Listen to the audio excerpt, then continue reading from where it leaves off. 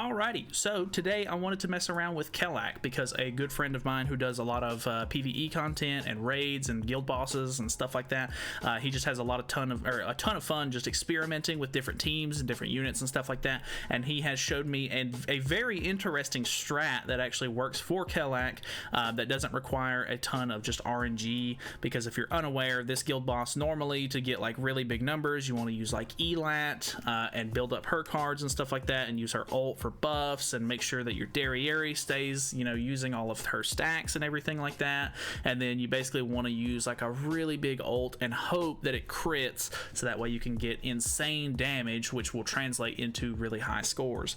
I am not really a person who goes for insanely high scores. I really just want to get my guild boss rewards if possible, and then I'm done for the week. So this strat is going to make it a ton easier. We're going to be doing it on hard just because I have tried it on extreme, and unfortunately because my Helbram isn't very, you know, high powered up, I don't have him like maxed out super awakened or anything like that, he normally ends up dying before I can get his buff card off. So we're going to go into this really quick. Before we get into the video, I do want to say that we're trying to hit 6,000 subs before the end of the year. So if you guys are interested in Grand Cross content, I do post every single day. You know, I love to just interact with the community in general, so it's not really like me being like a YouTuber. I just like consider myself you know, a part of the Grand Cross community, and I just like to be able to show stuff off and you know, just have fun and chat and, you know, I don't know, do cool stuff with the community, because that's really all I care about. But anyways, the gimmick of the team here is that we're basically using the Grace from Margaret, which is actually very, very interesting. If you don't know, her Grace, if I can open it, her Grace increases the hero's attack by 5% for each stance or buff on the enemy when using a skill. So with that being said, what we're basically trying to do here is Keo is going to put on a ton of ignite stacks over time.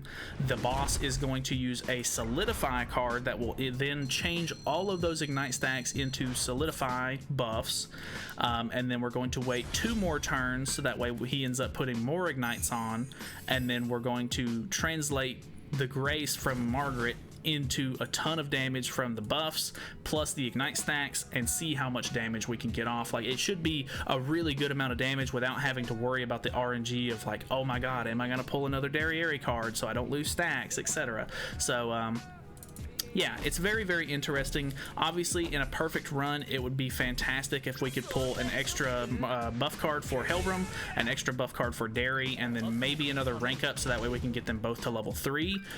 Not required by any means, but definitely translates into more damage. Does not look like we're going to get lucky with that, unfortunately. I think we'll just try to merge for more card space while we can, because the more ignite stacks he puts on, it's going to end up putting, or like making even the low leveled cards do a ton of damage. So I think we're just going to use both of these this turn. We're not worried about keeping Derry stacks at all, so that's actually really, really nice. We don't have to, you know, do anything with that. So I think unless we just end up getting another, yeah, we're getting too many ults in hand at this point. Not a good run, really. Unfortunate. Let me, kind of tempted to just restart. Let me restart really quickly. I'll just kind of try to get a better run, so that way we can show off potential. Okay, so we're actually in a really good spot here, because I have the rank up into the rank up, and then I really at this point just need to get the ultimate for Derry. So let's move 2 cards there, and then honestly we don't need to do anything else. I think we can just go ahead and waste this, or use that one. It's not wasting it. Unless Helbram's poison just ends up doing more damage than it needs to, we shouldn't kill here. We're basically just going to be stalling for the rest of this time. So he uses the ult here, no big deal. Like I was saying in the beginning, I tried this on extreme difficulty, but unfortunately because I don't have any super awakening levels or anything like that on Helbram, he just really can't survive as long as he needs to. So let's go ahead and use this. I'm going to try not to pull any more ults. Well, I've already I'm already going to go through ult either way. It's not like it's a really big deal either way. I'm literally just going to be using those 2 buff cards and then the ult. So let's kind of see how this whole thing works. As you can see, this turn he will use the Solidify card, which will then make all of these buffs up here, or all of the ignites into buffs, and these buffs last for 3 turns. So that is the biggest thing. You need to stall 2 more turns.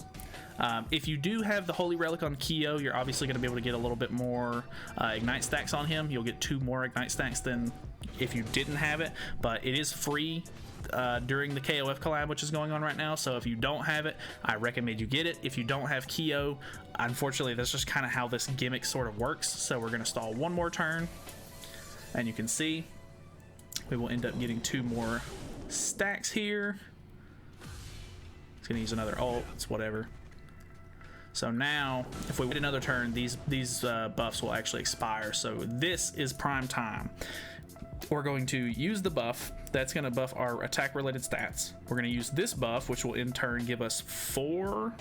It'll buff all of our normal stats, so attack, defense, and HP, along with an evasion stack, which then will transfer into the amplify damage on the ultimate. I do have her 6/6, so it's just kind of like whoever you want to use that can deal big damage here, I guess. You don't have to use Derriere per se, but it just kind of works really well. So boom, I was using crit chance food, and we did crit, so we got 4 million damage, which then translates into a score of 2299, which I know isn't like super crazy, but the fact that you can do this so easily, it's literally just dependent on, like, you know, that was just me trying to make sure that I got the gold buff cards in turn to do it. But you can see I even got like a little bit higher of a score on normal, and as long as you can get 2000 score on both of these, you literally have to just get 2000 score on the extreme to get all of your rewards. I know that this isn't going to be like a strat to like replace the big crazy ones that get you 18k score, but for me, as a person who doesn't try to get crazy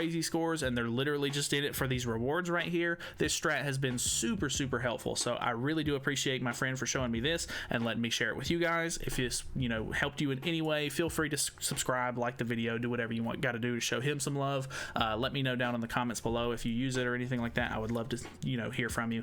The only thing for me specifically is I can't really use it for the last phase because of my Helbram, so I'm just going to end up using just kind of like the regular sort of setup there, or just some sort of team that can beat Kelak, and as long as I get 2000 points, I have no problem there, which I don't even have to get like a full 2000. You can see right here with me having almost 2400 points there, I'm over 1000 extra points, so I don't even have to really try all that hard on extreme to get all of the points that I need. So I don't know, I thought it was very interesting, really cool how it works, just very gimmicky, very interesting, not so RNG based, which I think is the big kicker. But that's it from me. Thank you guys so much for watching. Hopefully you guys enjoyed the video. Let me know what you think of it. It's really cool as far as I'm concerned, and I'm just glad he showed me the whole thing because it's, I don't know, it's just different, and that's what makes it so much fun. So that's it from me. Thank you guys so much. I'll see you in the next one.